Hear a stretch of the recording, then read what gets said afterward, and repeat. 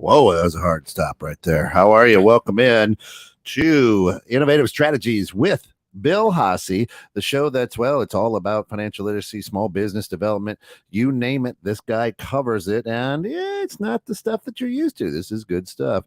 Bill, welcome back today.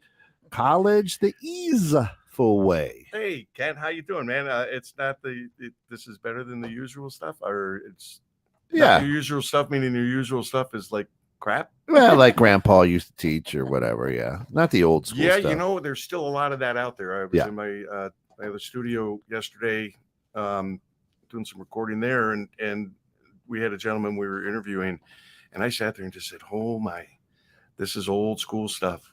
I said, I'm not buying this anymore. A lot of what he's doing, a lot of what he does is very, very good stuff.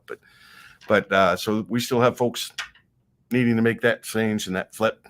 Yeah. He was even talking about planning 10, 20, 30 years out. And I'm like, dude, how can you go past 5 years? Yeah. How can you go past 3? Yeah. Just wait. You know, the big word on the street, AI right now. And it's, I learned a great deal about it yesterday with the guest speaker, and some really interesting stuff. High school kids are going to be happy. Yeah. Grade school kids, because basically with this chat GPT. That they're not even going to be able to write papers anymore, because they just click a button and through their voice they can just say, here's what I'd like it to look like. Go find the information and put it all in a report for me. Yes. So So look out. So we might see cursive make a comeback. Handwritten. Nobody can read it. So handwritten. Here we go. Right. I can't even read my own cursive. So, but we want to welcome our guest, Jackie Pistolnik. Am I pronouncing that properly? You are. And we like I said, we've made a shift in the show, and that we're doing financial literacy as well as business development. And Jackie is a specialist and professional in college planning, which is really interesting nowadays, because really, why do you want to go to college? Where do you want to go to college? What's the reason for going to that one? When do you start planning for it? There's all kinds of questions that come up. The costs involved. I have 2 kids that are out of college now. All they do is complain about their student loans that they didn't understand or know about really when they went in. I did tell them, you got to have some skin in the game, but they didn't know what that meant. Yeah. So it's an important, I'm building a business. We're trying to teach young adults all kinds of things. And this is, to me, is a very important subject. We just met. Yeah. We were just introduced through a good friend, Chris Pry. And so, hi, Chris. I know you're listening in today. And, immediately I understood the value and importance of what you're doing, and had to bring you in. So we kicked off the other guest and said, we'll get you on later on. But appreciate that, so welcome. Yeah. Thanks for coming on. Thanks for having me. This is great. College planning, and we've talked a little bit about this, and I have an idea when I think you should start, but what's your idea? When should you really start planning for college? When your kids are born. I know you're supposed to start putting money away when they're born, or even before. Right. But well, that's one element. That's the financial planning aspect, the parents' job of planning. But then, as far as when you're looping your kids in and getting them inspired, it just really depends on the dynamic of your child and your relationship with your child. But realistically, it could start as early as 7th, 8th grade.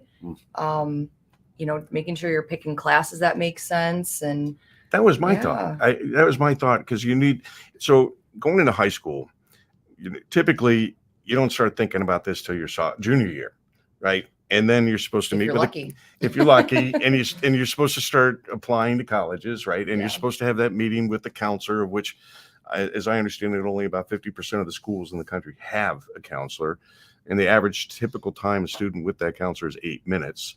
You don't plan your whole future in 8 minutes, right? Especially at that age. But if you're going to go into architecture, going to go into chemistry, going to be a doctor, or something like that, you need to start taking the right math classes your freshman year. Correct. If you want to get into the schools that you really would like to get into. That's where I understand the importance and value of starting in 7th and 8th grade. Yeah. At least thinking about it. I think that when you talk to a kid, like, what do you want to do? I think those are great questions. But when there's high expectations of what you want your kid to do, or, there's force in that conversation, that's where you're going to get that pullback where, they're going to feel pressured. They're not going to feel good about the process. So I think approaching it with curiosity and excitement and just really bringing it back to like their passions and, what do you care about? I think they're going to buy into that a little bit more. So I think it takes some delicate strategy when you start to, try to inspire your kids into thinking about their own futures. And it comes from parents as well. I don't remember my parents being all that involved in me going to college, other than they just said, you're just going to go here because it's close to home. Yeah. It's not terribly over expensive. And I had to take out loans as well. But so I didn't have a whole lot of choice there. But and the problem I think I see is, and even when my kids went to school, I took them around and we visited colleges, but I wasn't terribly much more involved than that. Yeah. And I look back and I'm saying, well, that was wrong. Yeah, there's a lot to consider. There's a lot to think about, because you want to find a school where, your child's going to be happy, where they're going to thrive, where they're going to be their best selves as they're transitioning into adulthood and get the support that they need. But making sure that they're in a good environment and that it's, the flip side, is it affordable? Does it match, the money that you've saved? Does what they're going to school for match the amount of debt that they're going to be taking on? Right. I think those things need to be considered. And I don't think that there's it's not as black and white. There's a lot of gray area there, because everyone has their own values and True. what they're looking for and what they're willing to pay for. But with the statistics around student debt and, career dissatisfaction, I think that we really need to start thinking about these things, because it's one of those things where if you take out the loans, it's too late. You have the debt now. So right. And a lot of times people don't understand these certain programs are loans. And you're going in thinking, oh no, they're just giving me the money. And it's like, no, it's a loan. And it's like the government loans are 7, 8, 9%. yeah. When we had interest rates down at 1%, 2%. So that's a crush. There's a couple ways to get around that financially, but what things should folks be really looking at? What are they supposed to be considering when they're talking with their child about colleges? Yeah. So, excuse me. So I think that the first stepping stones to initiate the conversation should be something that is going to ease them into thinking about it. If you just jump in talking about colleges, schools, careers, when the student themselves haven't gotten to that point, on their own, I think that is really intimidating. And that's where you're going to see them push back and get anxious about it, maybe get mad at you for approaching that. But I think it's, if you frame it as, what do you like? What are you good at? Get them involved in different things, encourage them to try different types of classes, different clubs, summer camps, things like that. Yeah. So they can really get a sense of, what it is that they want to put their time into. Because at the end of the day, they should be going for something that's really going to set them on fire. And I had that experience. Kent, I've got a question. Yeah. So 80%, 90% of today's children are in public school. Yeah. I don't know. I'm throwing out a percentage, but it's a lot, I would say. And there are just some districts, like school districts. 3 of my kids were in school district 200, but didn't have a really good STEM. Right. So what is that? It's science, something. technology, math, English and math. and now we live in a new district that is recognized as a state for their STEM and STEAM. I don't know. I'm learning. Right? But if they're interested in that kind of technology stuff, but they're limited by what the school district offers, how do you help them? Yeah. So there's community-based things. Like, not everything that the kid gets involved in is going to be within the 4 walls of their high school. Right. So if it's a family that is, financially tight and they don't have a lot of resources to work with, there are community programs that they can find and seek out to still get experience. So there are outlets for it. You just have to go a little bit outside the box.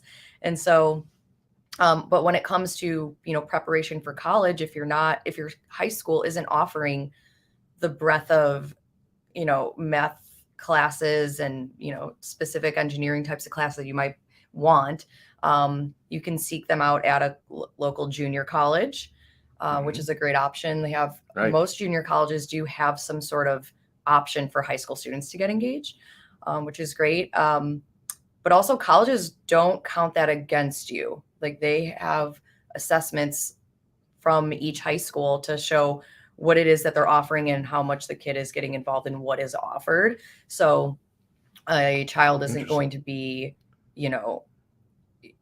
discredited for, their high school not offering something when they want to get involved. So there's a lot to consider there. I like that. And I was going to say, I had the experience with my daughter that was the same experience I had with myself 30 some years apart was, you show up at college and go, okay, what's your major? What? Yeah. You got to pick a major. Well, why do I have to pick a major? First of all, the first 2 years are general studies. Yeah. And I get some of those general studies are towards a major, but it was the same thing 30 years later with my daughter. What's your major? And we put a lot of pressure on kids and they're going to decide what their gender is when they're 7 years old, but a career at 18, I don't know. I've had some friends of mine come to me with their kids out of college saying, can you help my child? They want to, they're graduated and they don't know what they want to do. Yeah. And I talk to them and they say, I don't know. Well, what'd you study? I studied finance and English lit. Okay. Is there a reason why you studied those? Was there an area? No, not really. And I'm like, okay, how about hobbies? Name hobbies. How about something in that arena? Maybe. I mean, not only do they not know what they want to do, but they have no drive to do nothing. Yeah. And it's common. I'm seeing this more and more. They're saying like 50% of kids are moving back home now. Yeah. Well, things are expensive. The jobs aren't paying. And what else are you going to do to survive? So I think that's where, we're talking about these things and it's kind of scary to think about, and so we're not saying this from a fear-driven perspective, but just, the power of planning early, the power of choice. You have it. Think about things early in a more strategic fashion, and you have less chances of being one of those statistics. Let's talk about that strategic. But before we do that, scrolling along the bottom of the screen is going to be the website to your business, Conscious College Planning. It's easier to say than it is to spell it. But you can copy it. We'll put the link as well. And it is in the comments there. You'll see Bill right there has it out there. So you can copy that, paste it in there. But for more information of what Jackie does, if you visit that, it'll give you a good idea as well. It's good contact for her as well. I'll throw a slide up a little bit later in the show. We'll have her contact information and whatnot. But, perfect.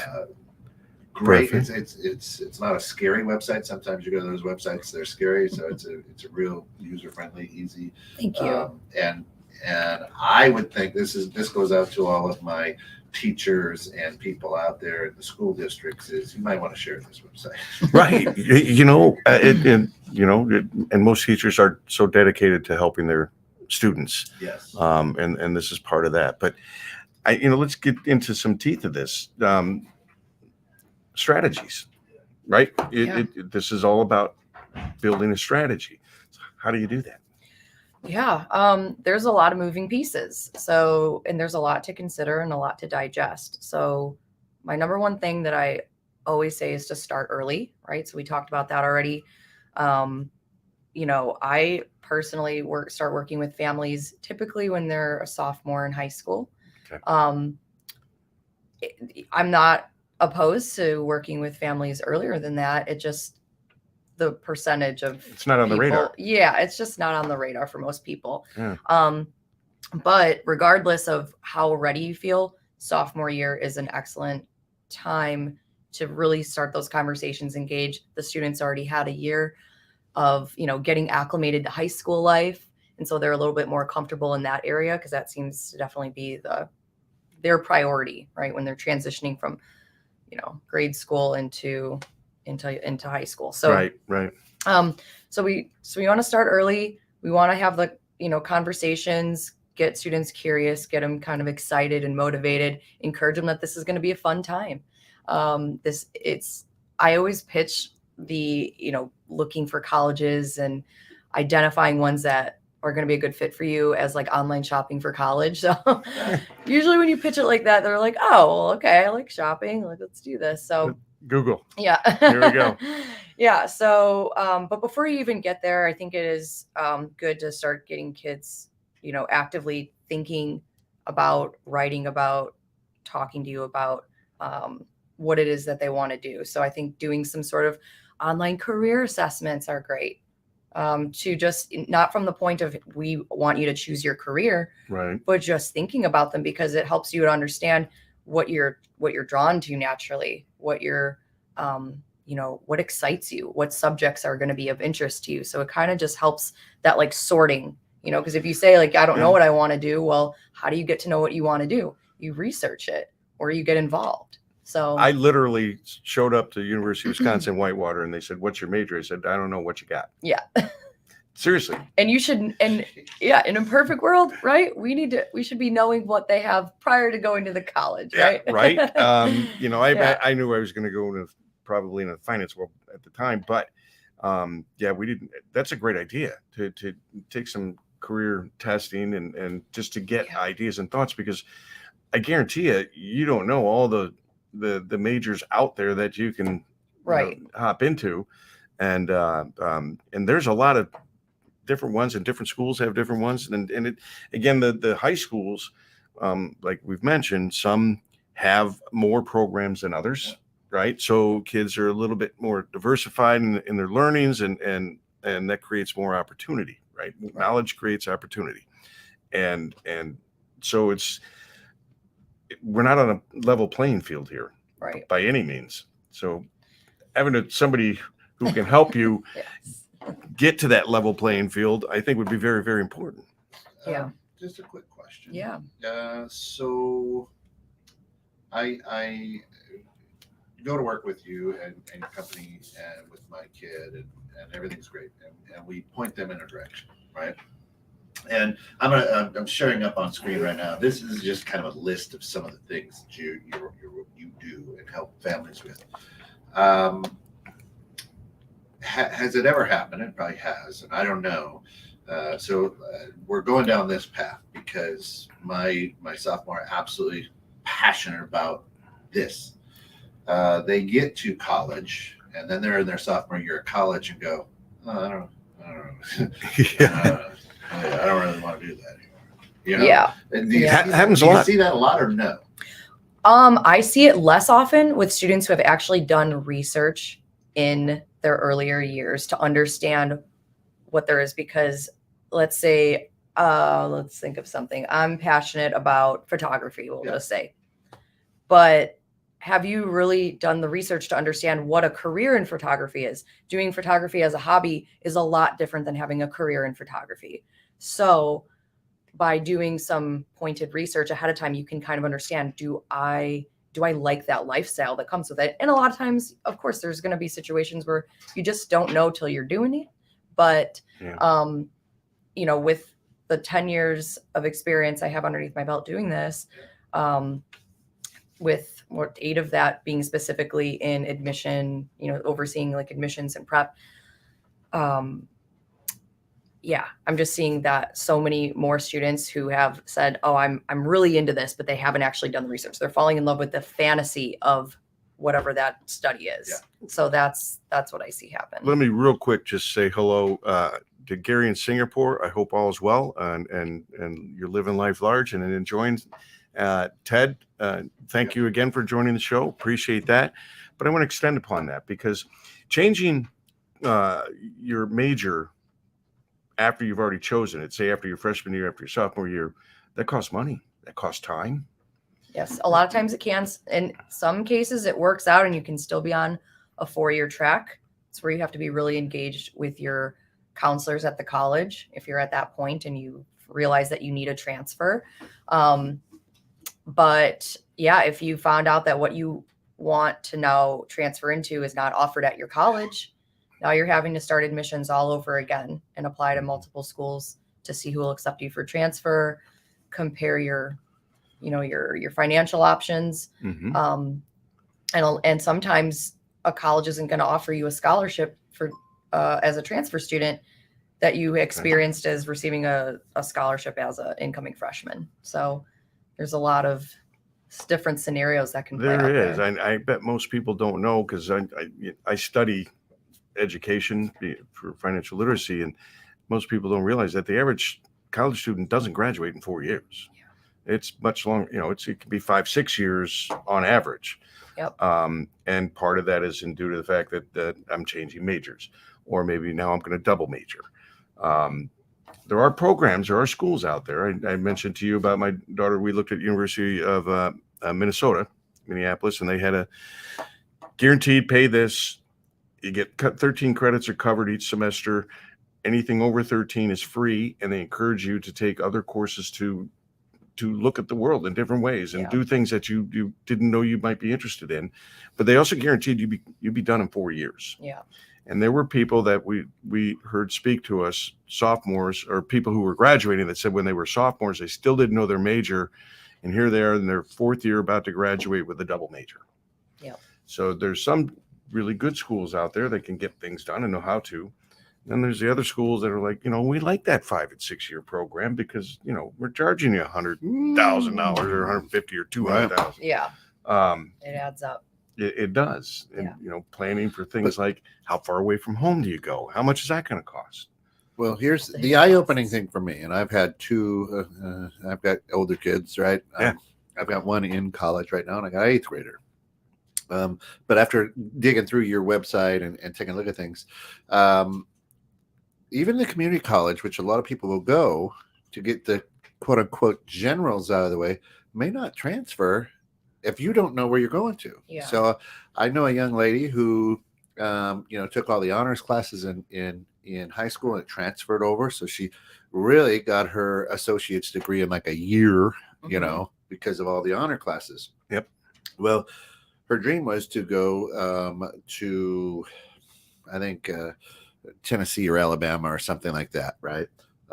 And she gets her degree and her associate in this area, and when she goes to apply at the other one, they're like, this one doesn't transfer, this one doesn't transfer, this one won't transfer, this one won't Yeah. And they're just it's like disheartening. It is. But that's what you help with, is to say, let's plan this out, because you're gonna you think you're doing everything right, but if you're going to go to this college, this is your goal, this is this is how you have to prep it, right? Yeah. And I don't work as so much with students who are transfers. I certainly have. The majority are high school to college situation, or even much fewer than that has been like students who want to pursue gap year, which I think is really a really cool thing. But that you have to do right too. You don't want to wing that either. No, you don't. Because you could leave a lot of money on the table. So yeah. Well, there's the other aspect too, so let's say you can't get into the school you want to get into. There's 55,000 applications for 4,500 openings, and you're competing against some of the best, right? So you're probably not going to get in.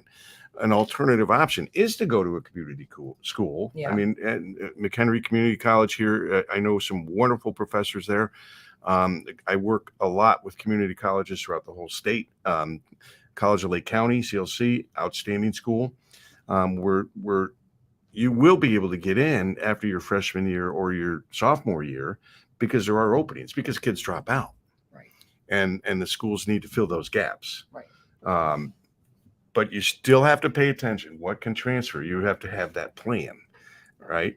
And you say, okay, if that's school I want to go to, then if I go to this community college, what are the courses I need to take? Yeah. That are going to transfer. Right. And colleges have dedicated people, like full-time salaried people, that deal with the transfers, because it's very technical, so somebody like me on the outside of the school isn't going to have as much information. So at that point, you really got to work closely with, with your college counselors at whatever school you're attending and then want to attend to see. But that's where the element of being open to where you want to go, and where you can transfer to. Because if you are so rigid about it, you could fall in a situation where things don't transfer, then you're losing money. Is it worth it at that point?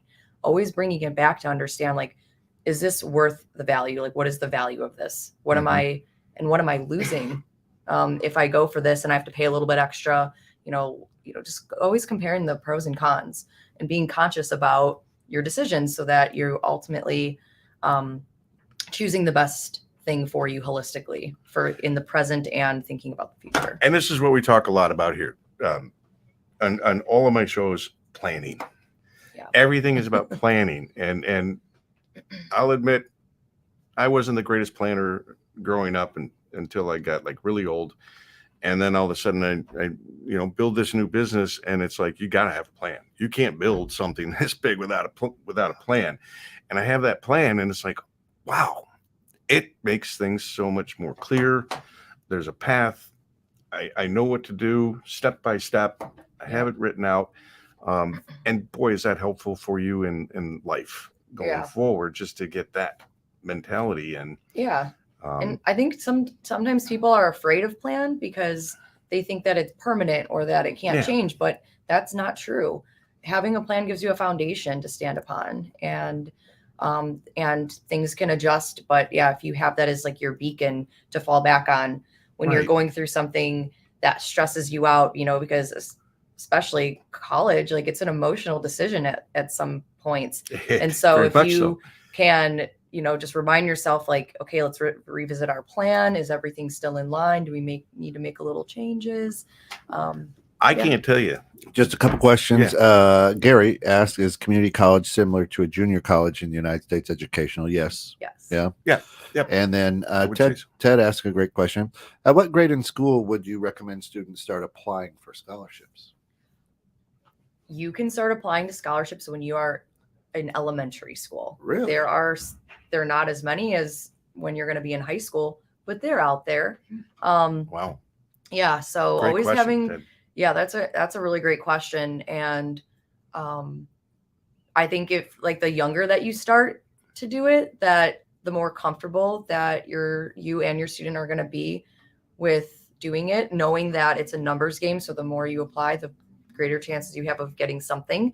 But most of these scholarships are like, $1,000, $2,000, $3,000. There are definitely some that are much more.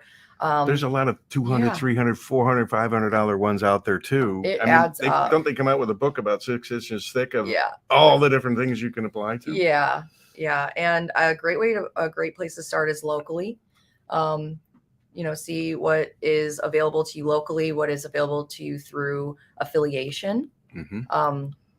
But yeah, starting early is great. There's, exponentially each year of high school, there's going to be like more that open up with a lot in like junior and senior year. So if you're already comfortable with the process, then it's just going to make it that much easier, because in junior year, you have all of your responsibilities of your school. Each year, typically your classes get a little bit more challenging, difficult if you add honors, APs, all that. And then you have all the extracurriculars, the things that you're involved in on top of college planning and top of applying to schools. So then you have scholarships in there. It's like, where's time to sleep? Where's time to eat? But if you're comfortable with it, then you already are 10 steps ahead. That's a great point, because, the kids today, and I should say young adults today, are very, very busy, right? They're in sports. They have school. They've got their homework. They probably are working in many cases. Maybe you check with mom and dad's employment to see if there's programs within those companies, because these are perks that are becoming more and more common in order to attract and retain employees. Yeah. There's a lot of different ways, and boy, I could go so many different directions here because I have so many questions. But what about vocational school? Again, planning. Maybe your kid, because look, I bet I would bet that probably 80% of the people that went to college when I was young man aren't in the field of what they studied. Yeah.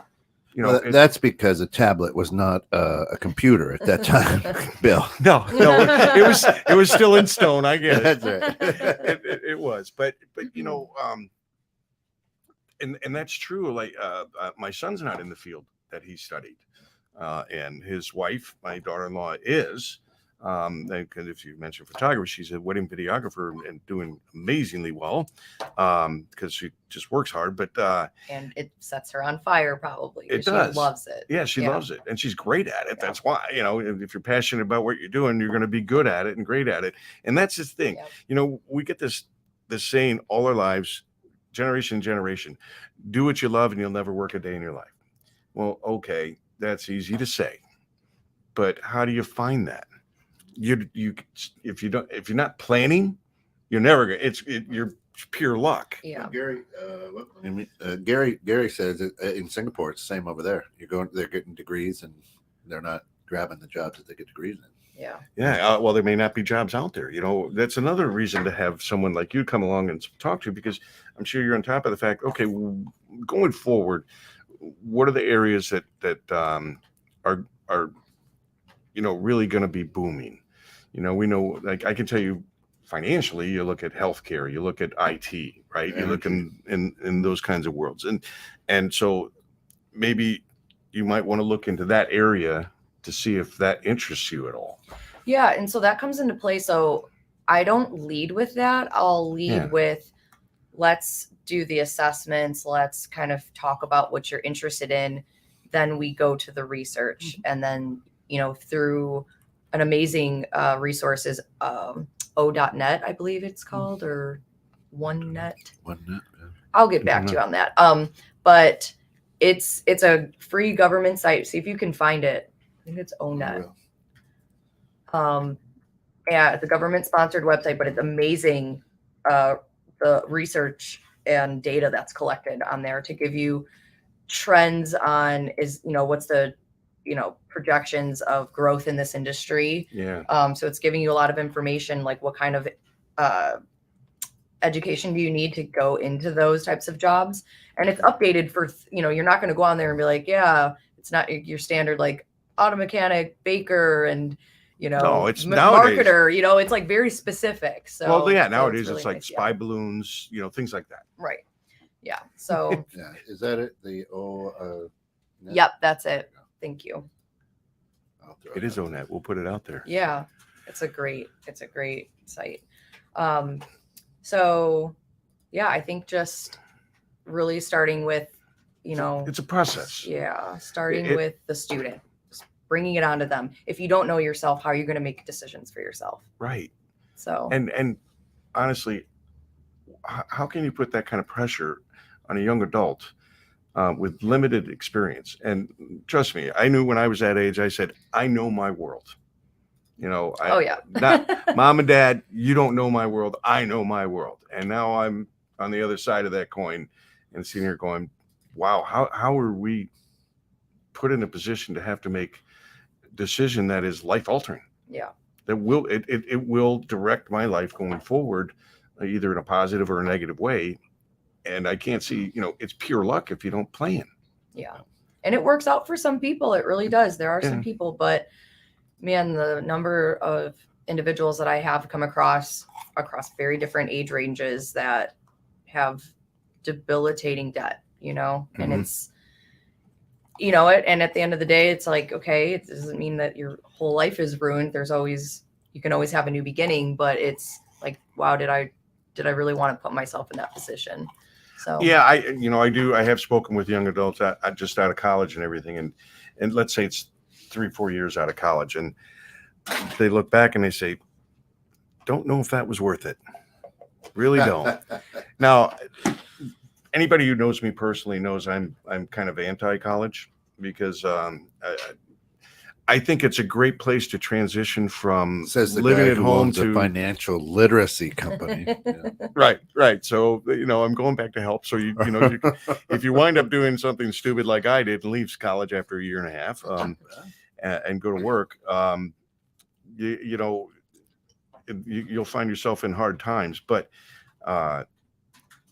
again, if you don't plan, and these kids 3-4 years out, they're saying, I'm not sure it was worth it. And it's like, okay, it's not if you don't know what you're going to do with what you studied. Yeah. Or right? that you didn't find some sort of inspiration. Because I think like at the end of the day, there's still a great value in a liberal arts education where you learn a little bit about everything. You get the exposure to so many different things and learn those skills of critical thinking and, just being able to discern what it is that you want and learn different topics and understand how they intermingle. Like there's so much value to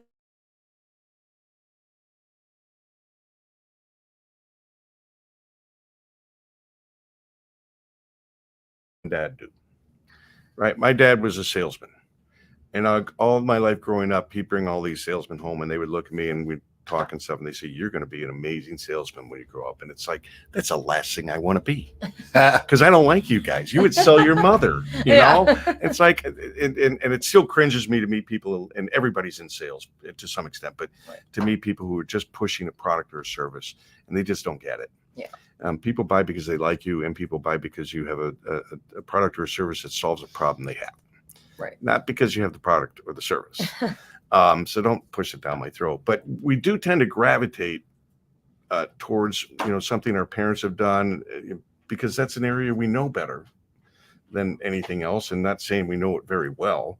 But I remember going to my dad's office and, and stuff like that. And same. I am also an anti-corporate person. I tried it for 4 years. And I walked out and said, I can't take stupid. And I quit and went back to working for myself. But it's, the folks fit into that environment. My wife has been in the corporate world over 30 years and has done some amazing work. Her just previous employer she was with for 30 years at JP Morgan. She went down to visit her old boss, and her boss said, we didn't realize how much of a diamond you were. And now we're working with a bunch of lumps of coal. No, but so people you don't know, and if you're not talking about it and you're not planning about it, I think it's about planting what are your good expectations? Seeds. Planting good seeds, because if you're just starting to think about what your major is 2 years into college versus 2 or 3 years before you go into college, that time that it takes for your mind to link different ideas together about your future. Like I have this fun little, my friends joke this little hippie saying, but like where your attention goes, energy flows. And honestly, if you really think about that, like in the smallest, most popular context we hear, if you want that, that car that in that certain color, and then all of a sudden you start seeing it everywhere. Small example, but if you're putting some attention, if you're putting some attention towards thinking about yourself, what you like, what you want, where your future is, what schools make sense, things are going to flow into your life that help you get there. So question. Yes. Actually, 2 comments, two from Ted and then a question. And this is the question I really want to see what you say. Ted says, the way I figured out what I wanted to do is I started working at 13, experimented with different types of work and volunteering throughout high school. By my senior year, I knew the direction I wanted to go, which is brilliant. And then how'd you get away with not working until you were 13, Ted? Yeah. And then he just says, spend a lot of time talking to people who are in the industry you think you want to go into. Excellent. It's good. Excellent advice. So my question to you is, I do a lot of coaching. I coach girls basketball from little to college, right? And a lot of times it's dad's dream or mom's dream to make you an athlete, right? So as you're working with families, mom and dad want to live their life through their kid. So I'll pick on a lot of that. I'll pick on Bill. He went to school for a year and a half, got out. He's been very successful. But in the back of his head, he's like, I really wanted to do this. So Junior, I need you to do this. How do you work with the parents to go, this ain't your, you know what I'm Right. saying? You've It's probably delicate. seen it. Yeah. It's delicate. And I don't see it that often because maybe that's something that's very hidden behind my interaction relationship with Sure. the family. But I think it's just about offering some perspective. And then at the end of the day, they have to make their own choices. But I think that, I work with both the parents and the students. That's a big part of my style so that everyone's on the same page. So we'll have those conversations all together. And it's Really? tricky because I can't be here to tell you what to do. I'm here to give a perspective and information, and you have to ultimately decide. But that's a very tricky situation, Yeah. and it does happen. Well, You there's know. a so I just see you like airplane. Get a grip. Yeah. well, don't do it on an airplane. Yeah. But so there's a lot of pressure on kids. Depending upon the school you go to will depend upon the pressure you have. Both my kids went to Carmel Catholic High School. Oh, All kids go to college from Carmel Catholic High School. that's right. Yep. And it's like, okay, With several. but that's a wrong pressure to put on a young adult. I think. If it doesn't make sense for what you want to do, right. Yeah. then don't. It's hence we're developing an entrepreneurial program where we'll do for high school kids where we try to help them understand that, look, you can go to vocational school and it's not a bad thing. Yeah.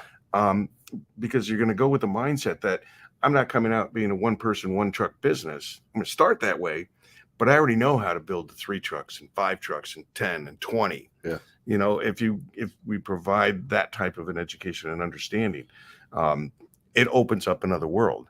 There's a whole big world opening up very, very soon in the electronic cars. So I know Tesla is working with certain universities and colleges to develop a program for doing the technical repairs. Now, that's from a community college that they're working with. So now here, you might still be in the IT world. Yeah. Yeah, a car mechanic, maybe because you don't think that's a lofty goal for you, which I disagree with, but you're in the tech world. Right. And, maybe that's something that's of interest to you. If you love cars, you're big on these electronic vehicles, they're a waste of time. But, but, so there's new stuff popping up all the time that, Yeah. I know you keep on top of, but parents and even students probably don't ever even hear about. Right. And yeah. And, that's where just the research and, just really digging into what you want and then being open to the possibilities, because there's degrees that don't exist right now that will exist by the time that a freshman in high school is graduating. So everything's always evolving and changing. But if, you're into investing in yourself and investing in your future, then those things will come to light. Those things will align with you. I think that's a big reason of why students are graduating and have no idea what they want to do. You've spent 4 or 5, maybe 5 years in college and you have no idea. You're misaligned, you're not in the right place. So what about the parents that say, I don't need you. My kid's going to be a doctor. My kid's going to be a dentist or an architect, something like that. And therefore they have to go to this school. Or my whole family's gone to Notre Dame, so my kids are going to Notre Dame. We have a lot of that, Yale, Harvard, all that kind of the stuff. thing is, you don't get to decide where you go. Amen, Eric. Colleges admit you. Yeah. So right. Legacy or not, yes, in some cases that can have money a little bit of too. influence. But I've counseled families that have had Legacy at Notre Dame and their kids did not get in because they don't have the grades. They didn't have the my two wouldn't religious even dedication apply. that they're looking for at that school. So it's not like that anymore. So are there preferences? I'm sure, but you still have to have the grades. You still have to have the fit for the college to want to take you on. Because here's the thing, if a college admits a student that winds up really not being a good fit for them, it does hurt their numbers, especially private schools. So, they're a business too. Colleges are a business. So they have to protect their numbers. And that's why, there's these selective admissions to make sure that they're taking on students that are going to, do do well there. So if you're a parent right now of someone who's in high school and younger, you got to be sitting here thinking, boy, there's a lot of really important stuff to be thinking about that I don't even know about. Lucy's in 8th grade. Yeah. And her passion, her dream is she wants to be an esthetician, beauty, hair, skin, nails, all that stuff. And so we take a look at the path we thought we had her on, right? Mhm. As a parent, and said, well, hey, we'll get you into travel basketball because your sisters were good, you're good. That could get you some money for college. Well, now my wife and I had to step back and go, oh, well, she's not going to be going to a 4-year college, perhaps. Right. So all we can do is really lean into her passion and her love of things and try to educate her as much as we possibly can, and start looking at different schools for that, I guess. But kind of the way that I'm talking to her is like, maybe you want to take a couple of business courses. Absolutely. Because maybe you'd rather own rather than just rent a chair. Yeah. What do you mean? And that's the plan. You could do both. You can do both. Yeah. There's just so many flavors. Talk to, and if that's really her pathway, I have people that I can connect her with to have conversations with entrepreneurs in that field that do very, very different things. Cool. So where we will visit gentleman that made a comment. ConsciousCollegePlanning.com. Particular gal who's taken care of my hair for many years is breaking out on her own. She's in the process right now. That's that's awesome. And it's great. And I have not had a gal take care of my hair for years. Well, and Eric Bam, welcome in again, as Eric does on Fridays. Jumps in with wearing his bedazzled pants. And Eric says, you know what? I'm 53. I still don't know what I want to do. I love it. I've been fortunate. I've been blessed. This is my second time I'm involved in doing something in my career that I love. Yeah. The first time got taken away from me. Then I went back into the finance and advising, thinking that was something I really loved to do. Found out, no, it's not. And I was surprised. But fortunately, something else came up in radio and TV shows and financial literacy business and entrepreneur programs, and trying to help more masses and stuff. But, I didn't ever go through a process like this. So I was a wanderer.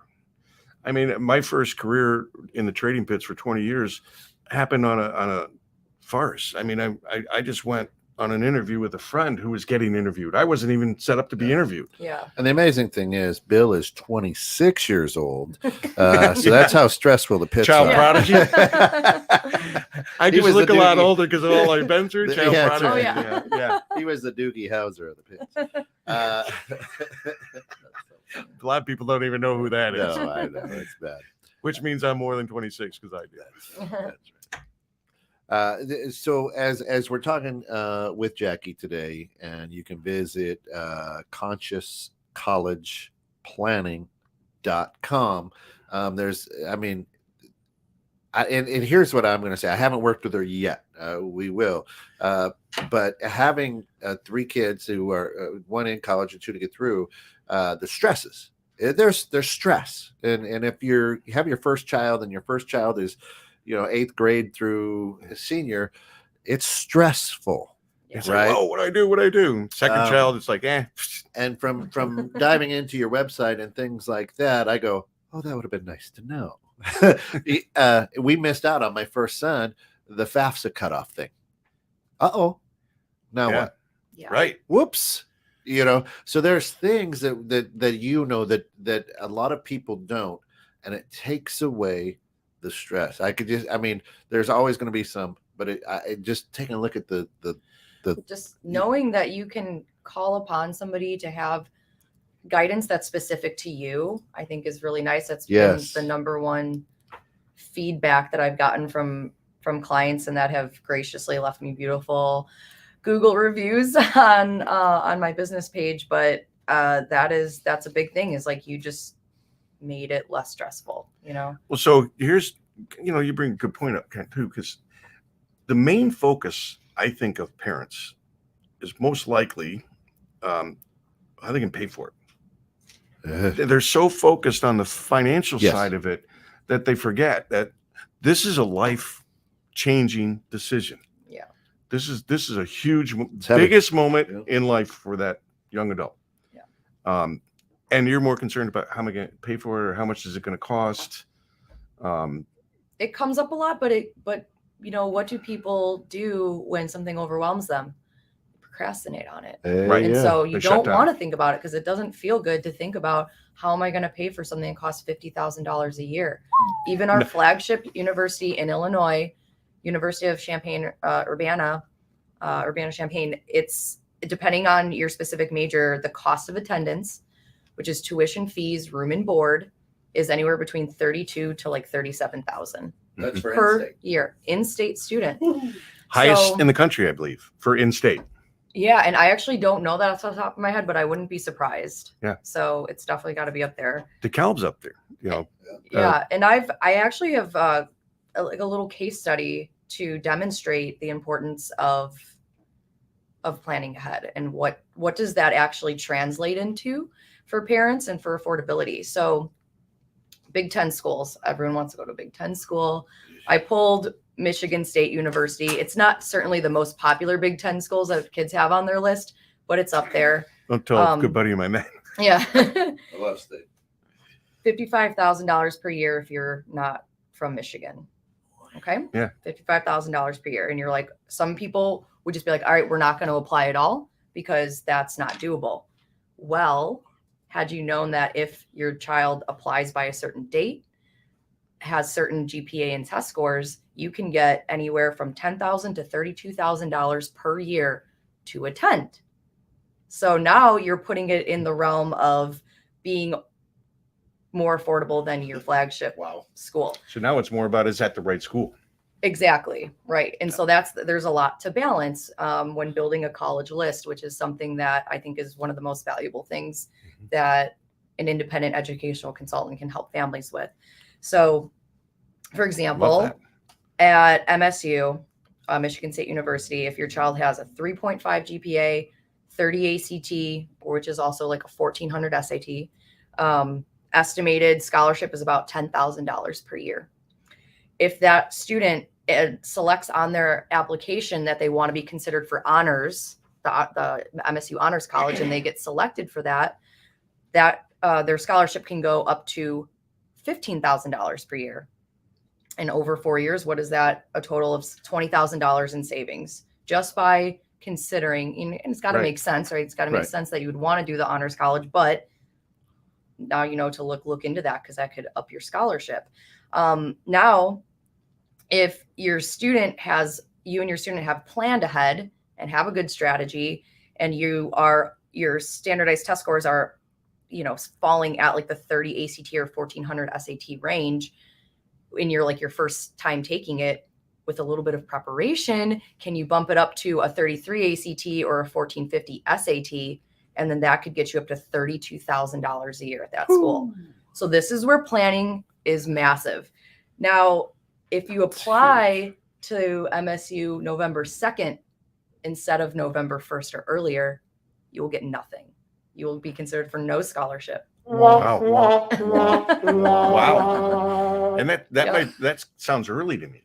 And it is. And not every school has that early of a deadline, but there are Right. some schools out there where if you don't apply by their early deadline or just their priority deadline or whatever they choose to call it, it can put you out of the realm for being considered. Wow. And so Wow. if you think about when senior year starts, it's like end of August, beginning of Right. September, and your college applications, some might be due by November 1st. That's not a lot of time if that's when you're starting to think about think these about things. Exactly. Wow. That's a real eye opener. I mean, again, plan. Now I put, my son's in the Navy, but he went to school for a year or two, and my daughter Ashley got her master's and whatnot. So I've been through it, but all this information you're saying is still just like, what? How do we? How did that happen? How do we get through this without having any of this knowledge? Crazy. Yeah. Yeah, and that's why just the starting early, because you can know these things ahead of time. It takes time to gather. It takes time to piece it all together, and then find that sweet spot of schools that matches your student academically, socially, and financially. So, because here's an important thing that most, I'm guessing here, but a lot of parents think that the school takes care of all of this. Yeah. The high school takes care of all of that. Counselor. Their counselor, which they don't realize their school probably doesn't have. Right. And if they do, like I said before, it's an average of 8 minutes per student. You can't do anything in a life-changing decision in 8 minutes. But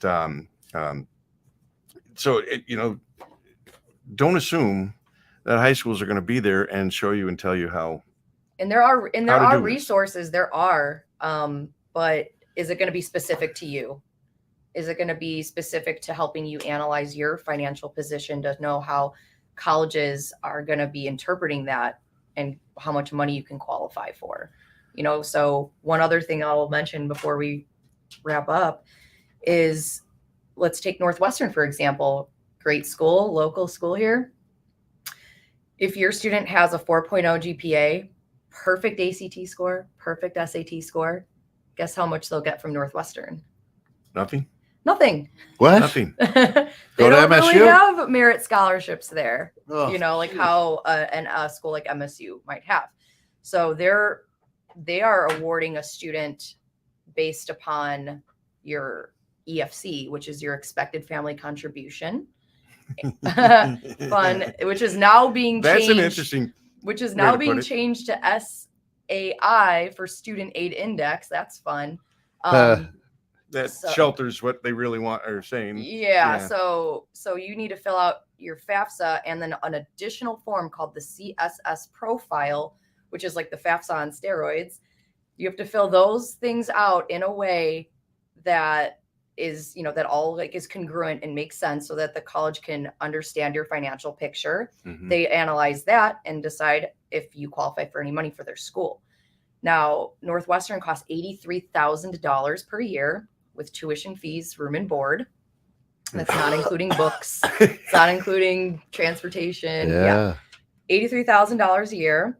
However, if your EFC number or SAI number is underneath that cost of attendance figure, you have a need at their school, and then you will get money from them. But wouldn't you want to know ahead of time what your EFC or SAI number is? Oh, it's crazy. Right. Another and thing how that translates into money. So I think we're down to about 2 minutes crazy. Here, but I'd say I wanted to give you an opportunity. Is there something that because we had a conversation the other day and talked about a lot of different things. Is there anything we've missed that you really wanted to point out? We've covered a lot of ground here. And we don't want to give away all the secret sauce. I think that to really sum it up is, if you want different results than other people, you have to be willing to do different things. Yeah. So and, I love that line. Up on screen, we've got, she can be reached at Jackie at consciouscollegeplanning.com. You can check them out at www.consciouscollegeplanning.com or www.meetup.com/college prep chat.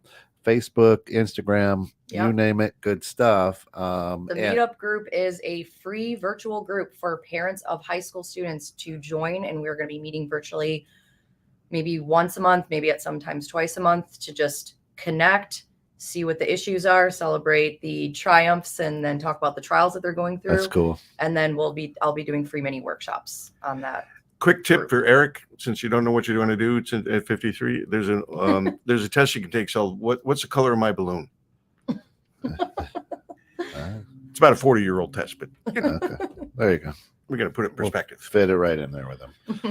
Ted just says, hey, if a student gets a part-time job as a freshman in high school, they can save enough money by senior year to pay for their first year of college in cash. Depends. It depends on the school. college. What job? How much you get paid? What about the next 3 years? Yeah, exactly. What about allowance? Can't I just get allowance and not do anything for it? That's right. Yeah, listen, we are on the backside of this. Jackie, come back anytime. Absolutely great stuff. Glad Thank you that so much you're for having here. me. This Yeah, was thank great. you for coming on. We'll definitely talk because you're my eighth grader. So yeah, you got it. But listen, big stuff happening here. 21-6 all day. Come back at 1 for what is it? Neighborhood Pulse with Kevin Callback, real estate show. Come back at 3 Great guy. for In the Know with Steph and Joe. Next Thursday, our new show, Roger That Chronicles, a show by veterans for veterans. Cool Yeah, show. I love that. Is at 11 a.m.